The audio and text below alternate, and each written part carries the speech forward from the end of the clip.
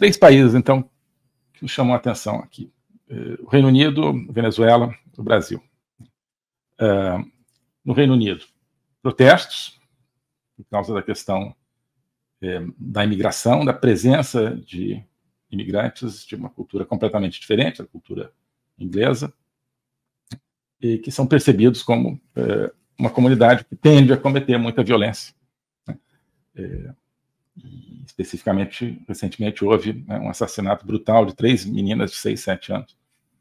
Estavam numa aula de dança, foram assassinadas por um imigrante, pessoa de origem de outra cultura, e isso gerou uma série de protestos, uma série de quebra-quebras, enfrentamentos entre grupos de ingleses autóctones e imigrantes. E isso gerou uma repressão muito grande dos 2 grupos, não, repressão apenas dos ingleses autóctones, chamados de extremistas de direita, de racistas, de xenófobos.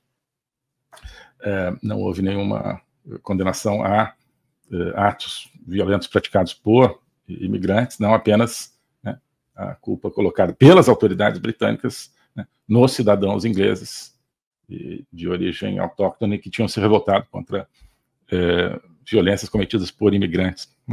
Então, repressão seguida por censura, agora muito brutal. Uma das fotos que eu coloquei na capa da live é de um vídeo que mostra 2 policiais, uma policial e um policial ingleses entrando na casa de um cidadão, dizendo: olha, você postou aqui no Facebook uma mensagem, fez uma postagem que é contrária às normas, diretrizes, uma postagem de ódio. Ele chamava atenção para, não sei exatamente qual era a postagem, mas provavelmente ele chamava atenção para esses distúrbios e, de repente, fazia crítica, assim, à imigração. Então, ele que está filmando, então não aparece a cara dele, ele fala: mas o Facebook Facebook. A moça puxa ali o celular, provavelmente para mostrar ali ou para ler, digamos, a postagem dele. Não, está aqui no celular. E o cara fala: então eu estou preso. Você está preso, vai vir conosco e tal, para você explicar por que você fez essa postagem. Esse é o clima que está sendo vivido agora no Reino Unido. Os britânicos estão escandalizados, pelo menos alguns, chamando de Stasi, de Estado policialesco, como o da Alemanha Oriental. O primeiro-ministro recém-eleito, trabalhista, de esquerda, dizendo: olha, vamos punir severamente todos esses racistas que cometeram de maneira racista atos racistas. Como sempre, tem sempre que enfatizar muito a rotulagem, e parece que até o rei Charles III apoiou essa repressão, falou: não, realmente tem que ter isso aí. Parece que fez saber ao primeiro-ministro que, embora ele não tenha que intervir em nada que seja da condução dos negócios do país, mas o rei, enfim, a autoridade moral que tem, disse: não, está muito bem essa repressão que está sendo feita pelo governo britânico contra cidadãos britânicos que protestaram contra a imigração. Então, manifestações, repressão, censura. Venezuela, mesmo padrão, uma eleição roubada, pessoas na rua, manifestação, repressão brutal, parece que mais de 2.000 pessoas já estão presas, pelo menos 16 pessoas foram assassinadas pelo regime Maduro. Víamos ontem,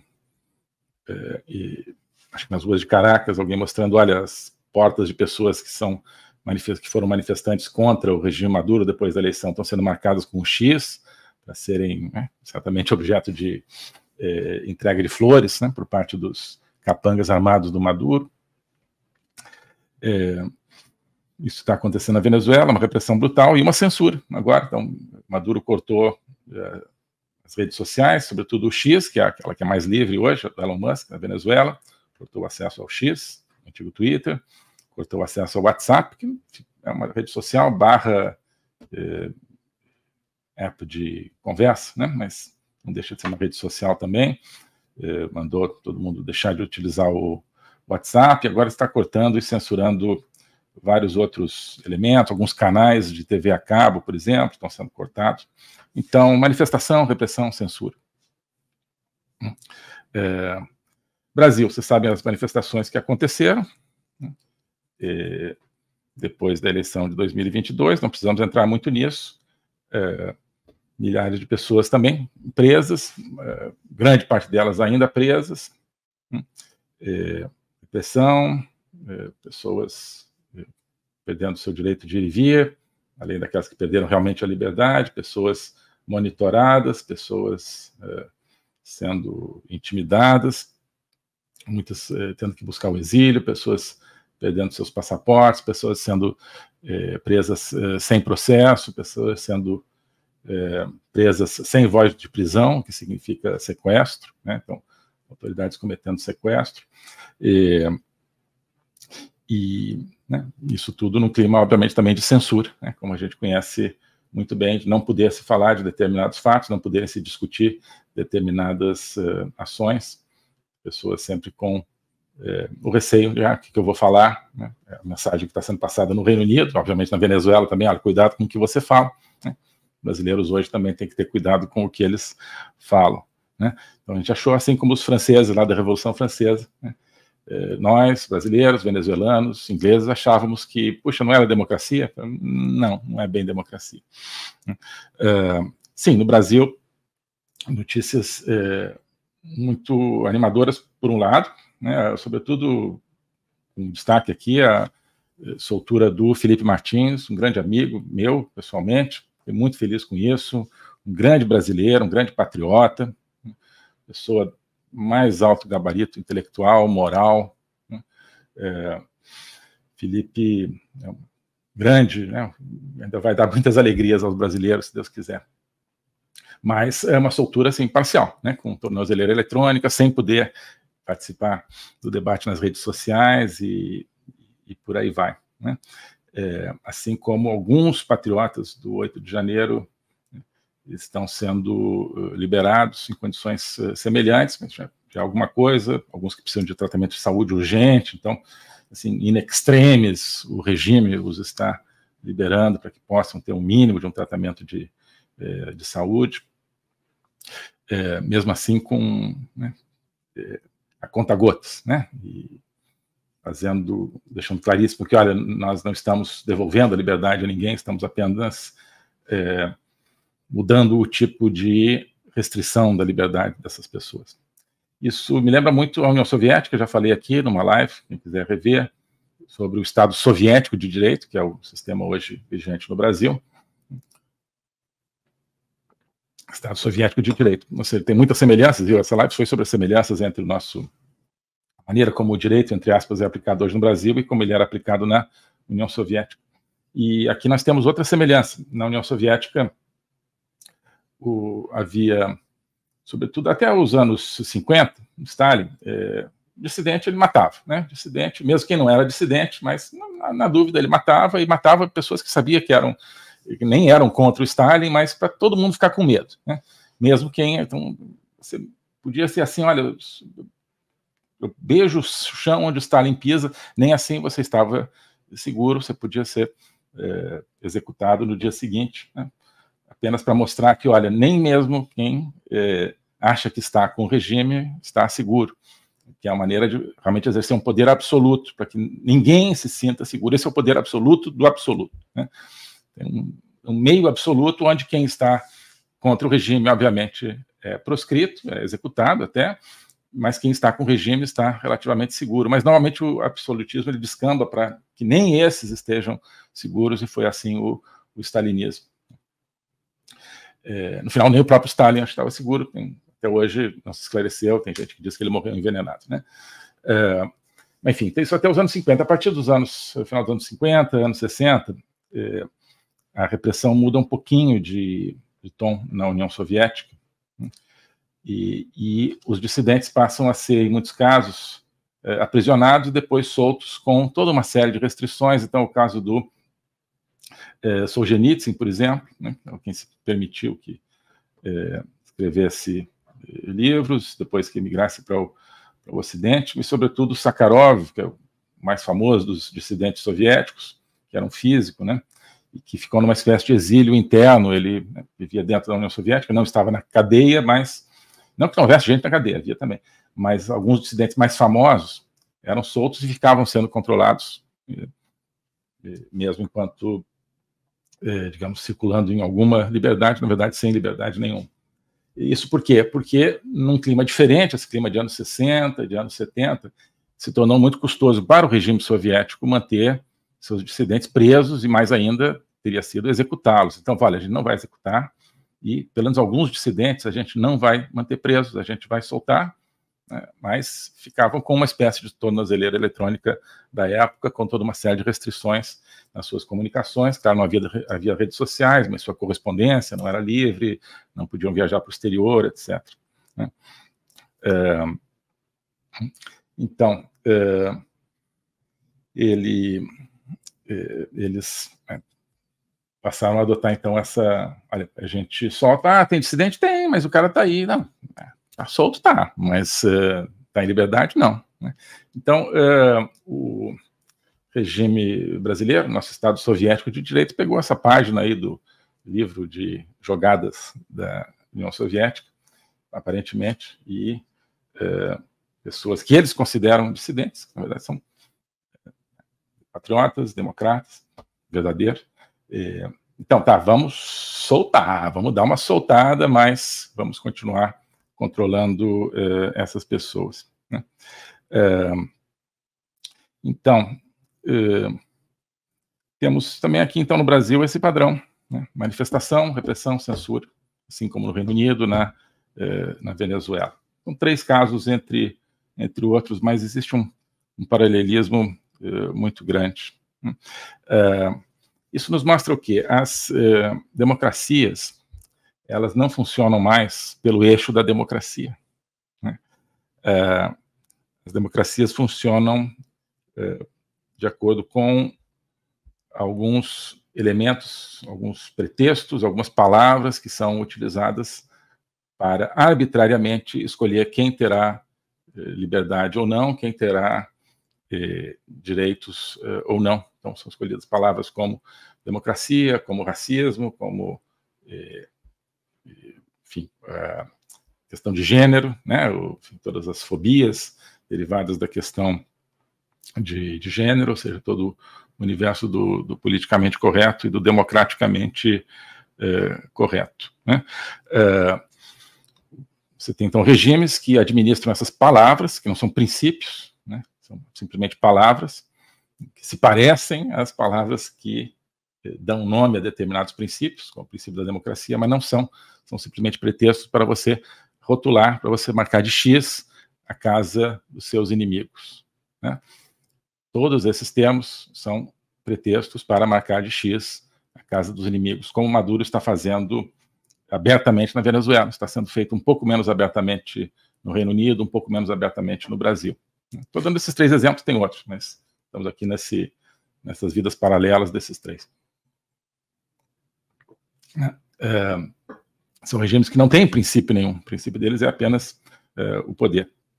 Mas, então, se utilizam de falsos princípios para rotular as pessoas, para marcar de X, e a consequência da rotulagem é a inclusão ou exclusão no espaço público. Né?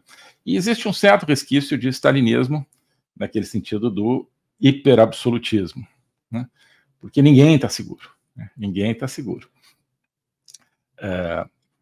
Então, olha, eu sou totalmente politicamente correto e tal, né? Em termos de tudo que é questão de raça, tudo que é questão de gênero, tudo que é questão de clima, tudo que é questão de vacina, tudo que é questão de justiça, da juristocracia, né? Mas experimenta fazer aí uma menção a algum corrupto aí que seja amigo do regime. Né? Você possivelmente não vai contar para nada todas as afirmações que você já fez em todos esses campos aí do politicamente correto. Tá? A pena hoje ainda não é a execução, como era no tempo de Stalin, mas é cada vez mais o banimento naquilo que interessa hoje, que mais interessa para a vida pública das pessoas, que é a sua presença nas redes, a sua presença no mundo da comunicação. Então, democracia, então, é um grande X na porta hoje. Se tornou apenas uma tinta para marcar de X a porta dos inimigos do regime. A democracia, então, o que ela virou? Ela virou sinônimo para tudo, menos para a democracia. Oi, pessoal. Venezuela. A Venezuela é hoje a frente de batalha pelo futuro do mundo. De um lado estão os totalitários, está a Rússia, a China, o Irã, estão terroristas, está o crime organizado, está o narcossocialismo, está o Foro de São Paulo, está a mentira, está a manipulação, está toda essa programação totalitária do mundo.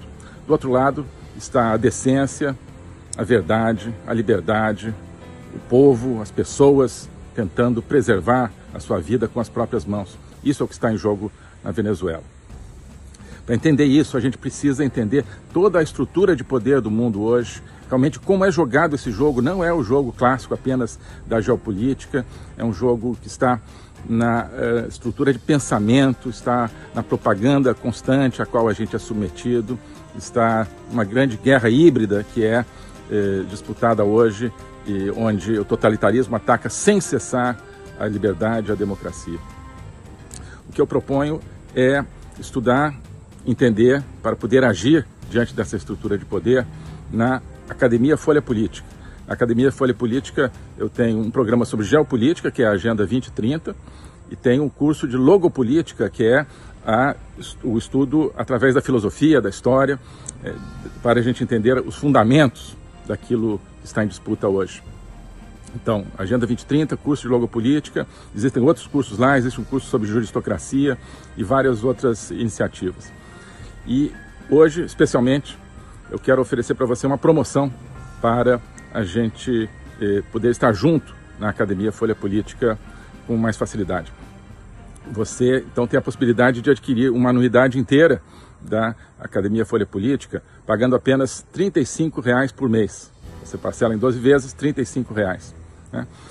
Se você quiser adquirir a anuidade à vista, você paga apenas R$ 349,00, ou seja, você ganha 2 meses de graça na Academia Folha Política. Lá dentro a gente não tem simplesmente um esforço teórico, a gente tem um esforço de entender dentro de cada um de nós, o nosso próprio pensamento, da nossa própria vida, o que a gente pode fazer para enfrentar isso que está não apenas na Venezuela, está em volta de todos nós, no mundo inteiro, que é um grande projeto totalitário. Precisamos resistir a isso e eu quero oferecer esse instrumento de compreensão e de ação que é a Academia Folha Política, com essa promoção especial, promoção Liberdade para a Venezuela, vamos chamá-la assim, em homenagem a esse povo venezuelano que está lutando, no fundo, por todos nós que queremos a liberdade no mundo. Obrigado. Clique aqui para ver o link e chegar na promoção. Um abraço.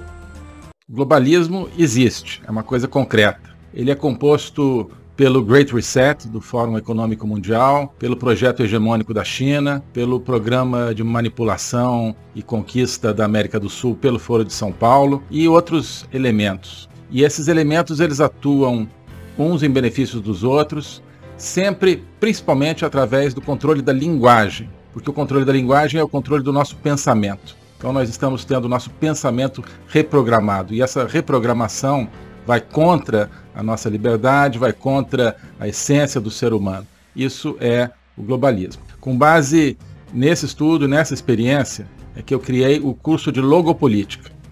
Toda semana eu dou aulas sobre geopolítica, literatura, filosofia, cultura de um modo geral, tudo isso em conjunto formando um espaço de conhecimento que eu denomino a logopolítica, para nós não apenas entendermos a ameaça do globalismo, mas podermos nos contrapor a ela. Se você quiser entrar nesse projeto de conhecer o globalismo e enfrentar o globalismo, clique aqui.